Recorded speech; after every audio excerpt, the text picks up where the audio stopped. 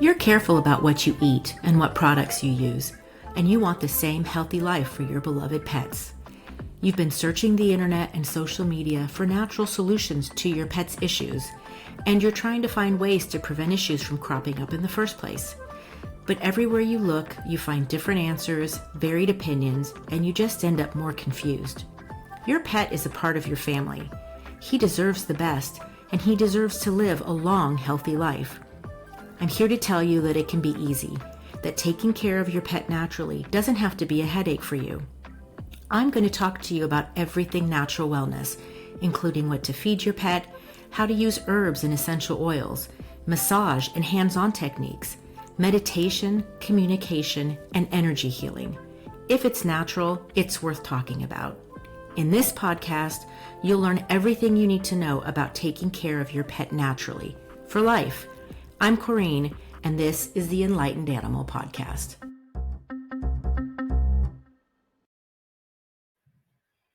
Hello, everyone, and welcome to today's episode of the Enlightened Animal Podcast.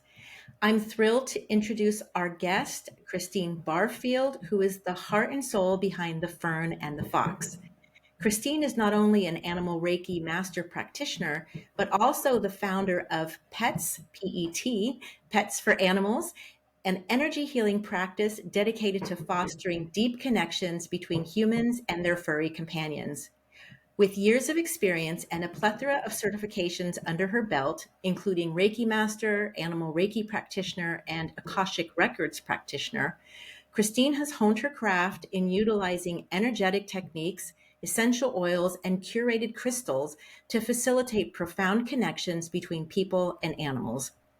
Through her signature program, Pets for Animals, Christine applies various energetic modalities such as Reiki, healing touch for animals, and past life regression to assist animals in overcoming mental and physical challenges while strengthening the bond between pet and owner.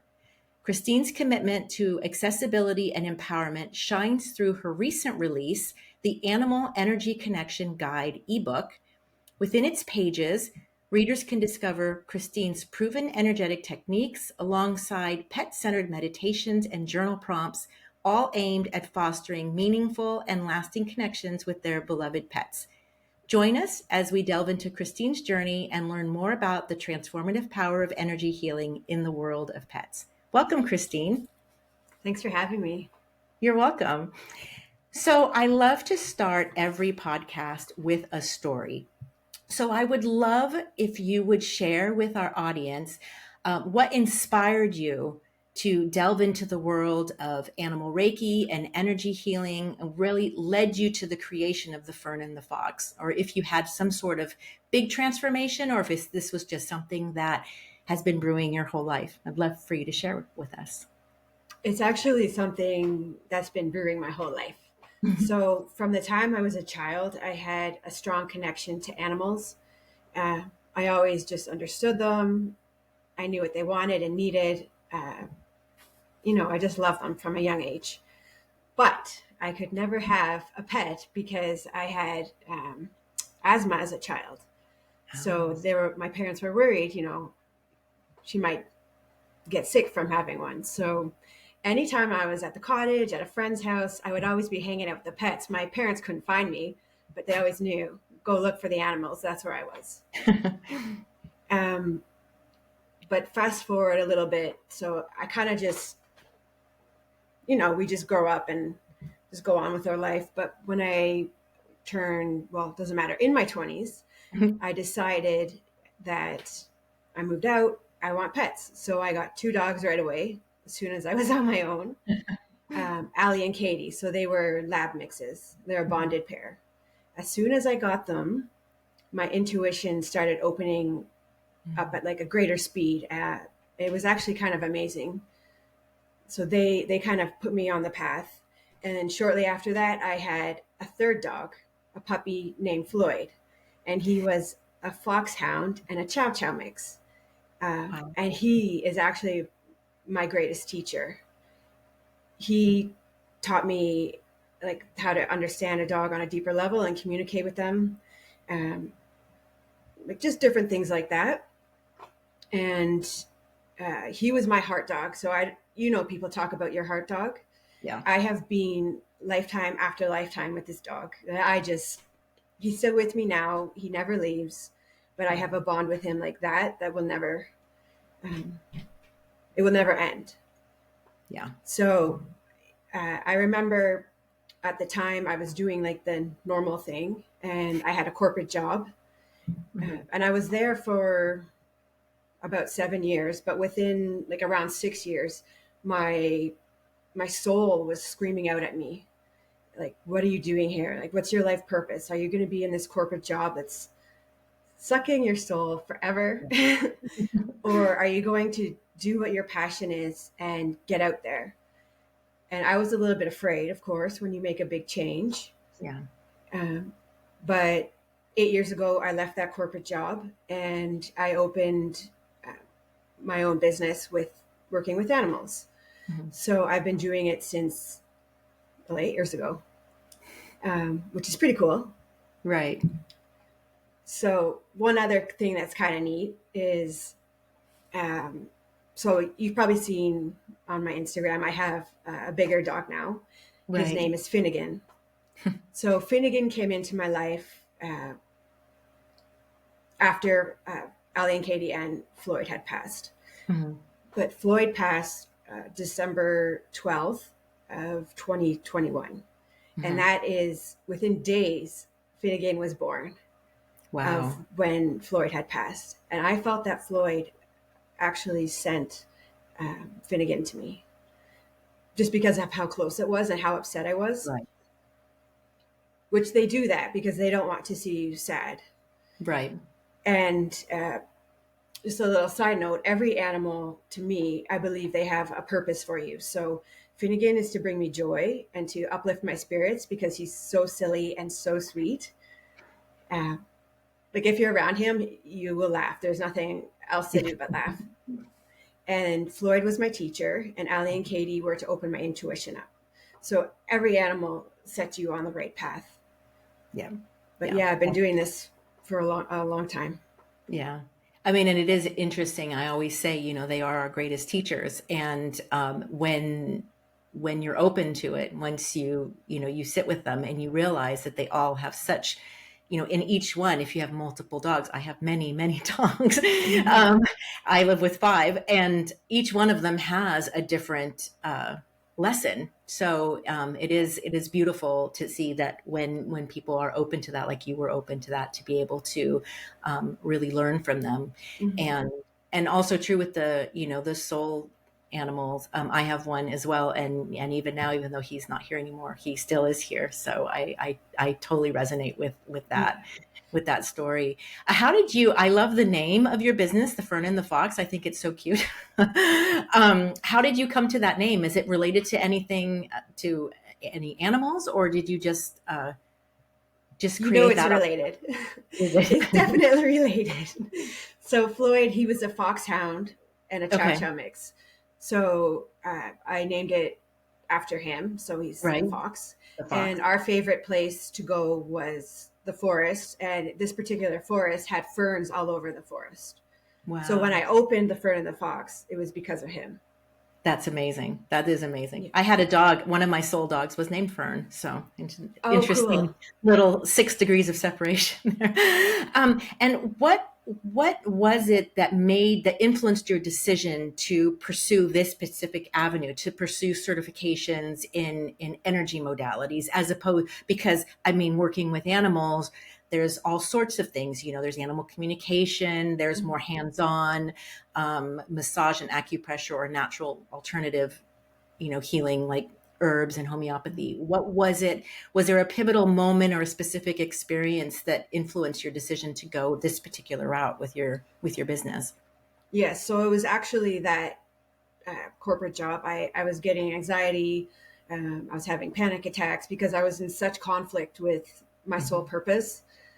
So I was looking for outside things on how can I heal. Right. So that's when I found Reiki for myself, integrative energy therapy for myself, Akashic records, past life stuff for myself. And once I saw the benefit that I was having, I thought, hey, animals are even more sensitive than we are, and that's Right. who I'm supposed to help. Like, so I started taking trainings for the animals after Right. that. Yeah. That's fascinating. The one thing that I find interesting, and I'd love to kind of circle back to, is Akashic records. Now, I know I also do Reiki for dogs, and everything that you talk about.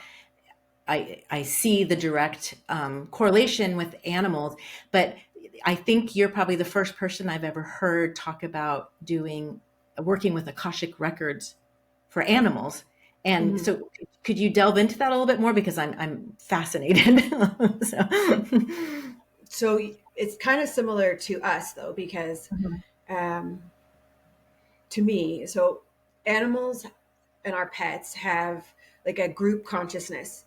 Mhm. And when we take them out of the group, so like out of the flock of birds or out of their pack in the wild, they become an individual. Mhm. So then they're our individual pet, and that's when their personalities shine through. So with the Akashic records, it's kind of going back into a bit of the like the community of their group, like the dog, Mhm. but and their individual. So it's actually connected to the person as well. So you have Oh, person and you have dog. So um, oftentimes people come back with the same dog or with the same cat over and over and over. okay. And it's not that the people ask me, well, how do you know? How do you know it's that dog? The dog actually looks very similar. They don't change that much. It's the person Right. who changes. Okay. So when I'm going back into the Akashic records, I'm going looking for the person, and then the animal shows up. Okay, interesting. That is interesting. So you end up then not just working on it with the animal. It's really more of tailored working with the owner and the animal together then? Is that if Yeah, I understand it correctly? Okay. yeah. And how do you tailor your energetic practices to like address the unique needs and personalities of different animals that you're working with? And how do you decide what you're going to do and how the session is going to go? Or do you have different offerings depending on what the person's looking for? Um, I don't really decide. So I go there, and then it's the dog or the cat or the horse who's Mhm. deciding for me. So they Okay. might not show me anything about a past life because it's irrelevant to what we're working with right now. They might just really want the healing energy. Uh, Maybe they just want like something that I can a message I can pass on to the person, or maybe they just need like some essential oil or a herb that will help calm them. So it I just go with the flow. It's never a set in stone kind of thing. Right, right. And And so it, oh, go ahead. I'm sorry. no, I was just going to say I just pull from different modalities depending on the animal's need. Right. So you also then have a background then in more herbal and I mean you talk about essential oils and crystals even. So how do you incorporate that in, or what made you decide to add in these different elements? Because those are that's even a different type of road to go down, and how do you use those, especially like crystals. I find that interesting because again, essential oils, we do hear a lot of people use essential oils Mm-hmm. with their pets, but not so much crystals. To me, it's the same thing. So if we can benefit from it, then our pets Mhm, can too. My mhm, favorite would be selenite. I always use a selenite wand to help mhm. clear the energy in the dog's aura. I'm just going to say dog, it's just easier. It's fine. This Um, is mainly a dog podcast, so most of the yeah. people that are listening have dogs. Yeah. So yeah. Okay, good. Yeah, so I clear the outside of the animal, the dog, the aura, but Mhm. I also clear the body with the selenite. So that's my Okay. favorite one to use even for myself. So anything I use on myself, um, not every single thing, but I use for the pets. So Right. maybe they need an ocean jasper because their emotions are going wild and they need somebody to calm the waves of their emotion, you know. Hmm. And I always rub it on their body just to help to calm, or maybe they need it underneath their dog bed, things like Okay. that. Okay. And do you only work in person or do you also do distance work? Yeah, so I do distance. I can work with any animal anywhere. I just need to see a picture. Right. Um, And so I how would happen, you use then like a crystal I mean, obviously I understand you could tell the person to go get the crystal, but yeah. say for like the selenite, when you're clearing the aura, do you use a picture or do you use a surrogate? How do you go about doing that? Um, it's actually kind of cool. I find it fascinating. I don't know how to exactly explain it other than I can just see it in my mind's eye. I can Okay. see your pet, and it's as if they're just right in front of me, and I can clear them this way. Okay. Yeah. So I see that I'm looking at the picture, but I see the body in front of me. Right, right, right. It's almost like a hologram then for you. That's a great way to explain it. That, yeah, that is fascinating. I mean, because I know different people with distance. Some people use, I've heard stuffed animals. Some people use surrogates. I've used surrogates a lot, not with crystals. I don't work with crystals, but I've used in the past my dogs, allowing them to decide who want, because I have so many to choose from. Mm. I have one dog who only wants to be a horse, but you know, it's like, she's got a big personality, so it matches. But I find it fascinating to hear different perspectives and how people work, especially at a distance, because I think that, um, you know, people in the audience that are listening might not realize that, you know, some do, but some might not realize that everything you can do in person, pretty much you can do at a distance. So it's And nice to hear. sometimes, sorry about that. Mhm. Sometimes I find it's actually a bit better because there's no distractions. Mhm. So we can get to the root of the problem a little bit quicker. Yeah, yeah. And do you find, I find this, but it's personal. Do you find that uh, because we're humans and and when you're working on a human, humans need a lot of energy. They need a lot of it kind of pushed on them because we're human and we don't accept it, but because animals are so much more sensitive to energies, that I find that almost like you said, they're more receptive because the distance actually makes it softer. And so our natural tendency to kind of over give or push energy too much, with the distance, it kind of softens it for them on the receiving end. Have you found that as well? Yeah, I agree. Even it's very similar though in person. Mhm. It's very gentle, but yeah, people do need more. Yeah. Yeah. Yeah. We're a little thicker when it comes to the spiritual side of things, I think. We need to push it a little harder. Yeah. Our big brains get in the way. And I'm intrigued by this. You have this particular program. Now, I don't know if you call it PETS or PETS. I think you call it PETS. I said PETS in the Pets. introduction. Yeah. PETS for Animals program. Can you tell the audience a little bit more about that, what it incorporates, and how and why you created it? So I had been thinking what I wanted to call what I do for Hmm. so long. It's not just animal Reiki. It's not just healing touch. It's not just one or the other. Hmm. So it's personal energetic techniques for animals. Okay. So it's tailored to each individual one. So it's kind of going back to what we said a little bit before. It's that I'm picking from all these things and choosing like what the dog's asking me to do for them. Right. I'm picking from a big basket of things. So Okay. instead of saying one thing at a time, it's all in that one group. Right. So basically, someone would come in to this program, and so it's a program, but is it multiple sessions, or is it just one-off sessions where you just see the person one time? How do you work with Yeah. them that way? It's up to the person. I do have packages of 5 or 10, but if Hmm. they want to just pay one at a time, they can. Okay. Most people do the 5 or 10, and we just space it out depending on what the animal needs. Hmm. But let's say it's a rescue, they're going to have layers and layers of stuff that they've been through. And we can't expect miracles in one session where they're just meeting me, Right. even though you will notice a huge difference. But it's like, we have to give it time. It's like us, if we've gone through some sort of trauma, it takes time. Right. So Yeah. it's like peeling layers of an onion, basically. Yes. Yeah. Yeah.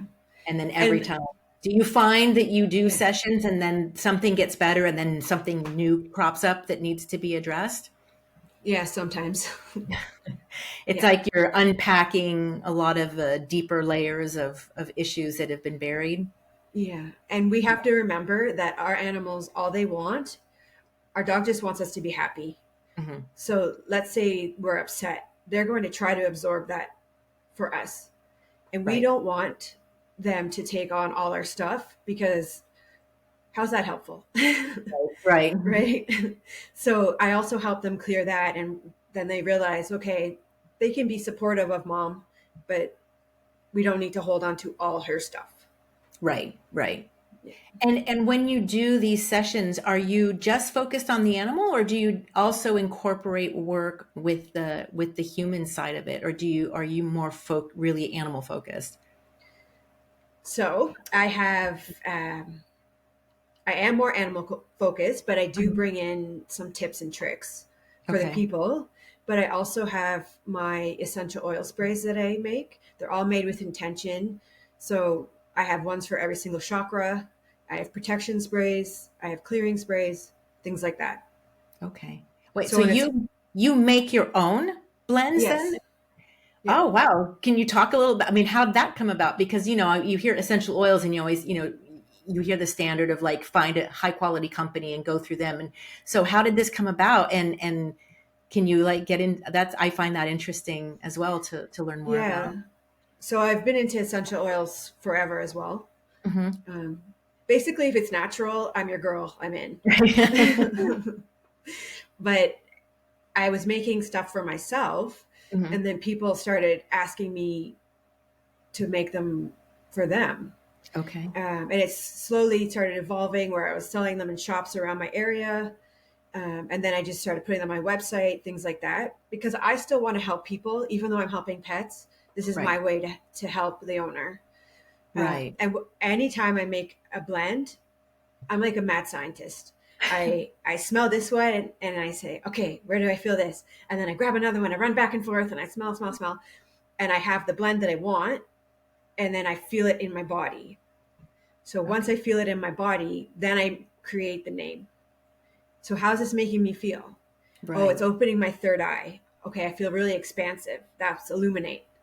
Things like that. Okay. And so are they more geared towards the humans then, or do you also have animal blends, or is it interchangeable? Um, I do have animal and human blends, so they're separate. Okay. They are separate. Okay. Yeah. Okay. So So that the one for animals is I do have a bug off for dogs, which is Mhm. obvious. So for ticks, mosquitoes, like bugs, Right. whatever. And then I have one I use every session is inner balance healing spray. So that just Mhm. calms the nervous system for the dogs. And I Okay. have a couple others. Okay. And are they just then blends of the true essential oils, the actual, like I don't, they're not called the mother, but the main oils, or do you blend them in?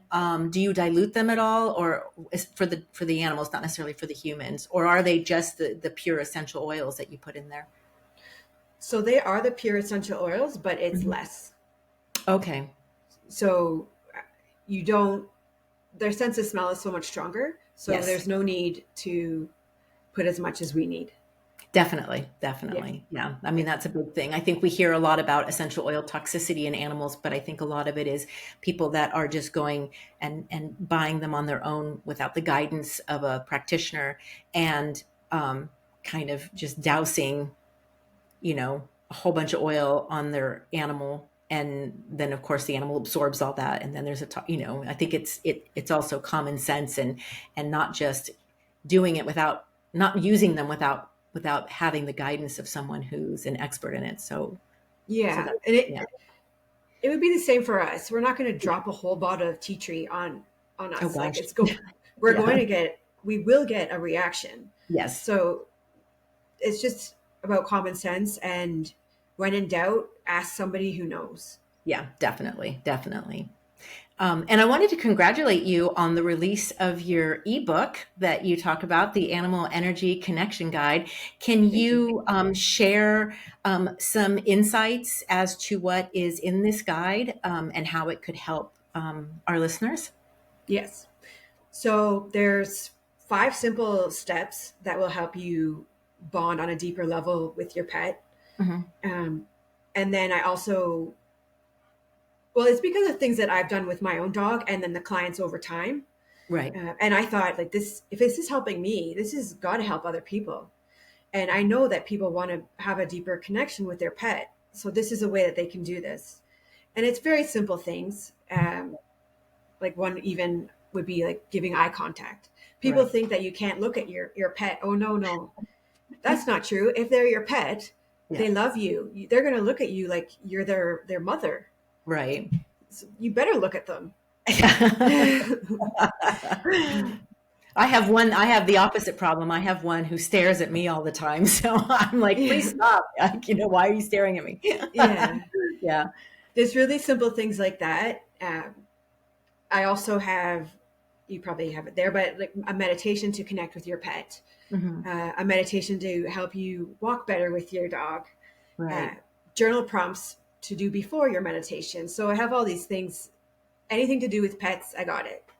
Right. That's wonderful. And just to let our listeners know that Christine was kind enough to give everyone listening a discount code for products, her ebook or the products in her store. And so that will be in the show notes, but it is enlightened. So it's easy to remember. So again, I will put that in the show notes in case anybody didn't catch that or needs to find the direct link to the website. So thank you for sharing that You're with welcome. our listeners. It was very kind of you.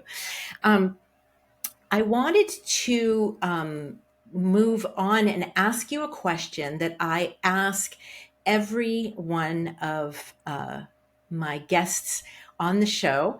And so I have created a mission, a statement, and it will be a membership coming very soon. Hint, hint. Very cool. But I call it the soul-led dog parenting. And so this is really parenting from the mind, body, and spirit, and taking all these aspects into account when we are parenting our dogs.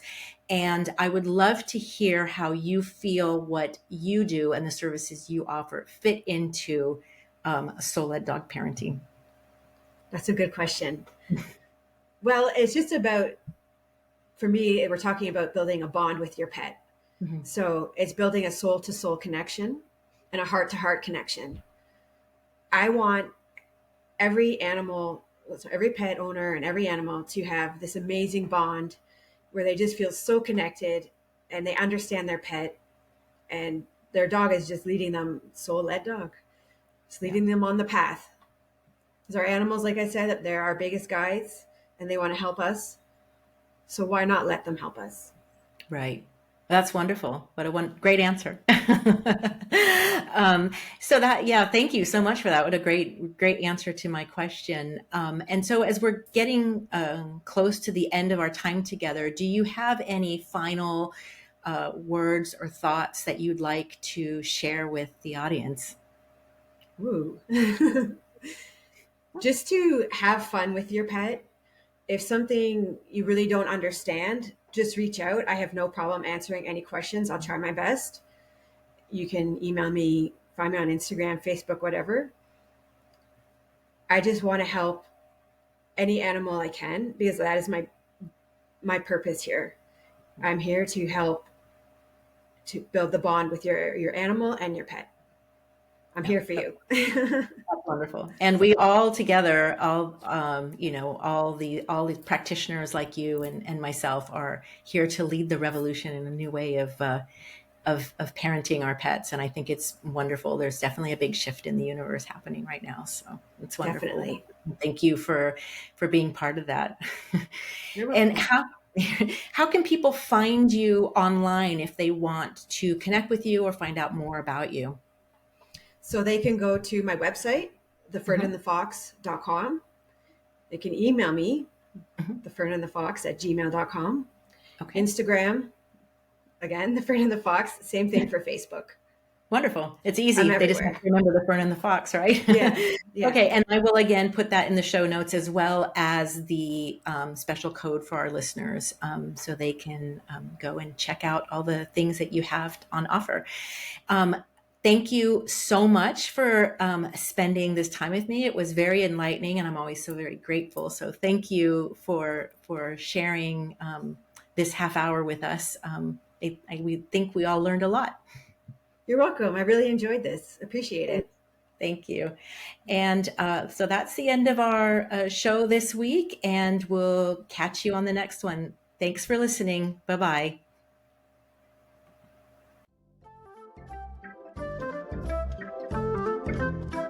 Thank you for listening to this podcast.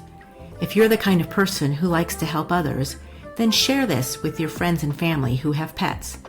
If you have found value, they will too. If you have questions, I'm here to help. Email me questions at contact@enlightenedanimal.com, and I may use your question for a future podcast episode. If you want more, check out my website at www.enlightenedanimal.com. Finally, I have a personal request. Please leave a review wherever you're listening to this podcast, ideally a positive one, so we can reach more people and help more animals' lives. Thanks for listening.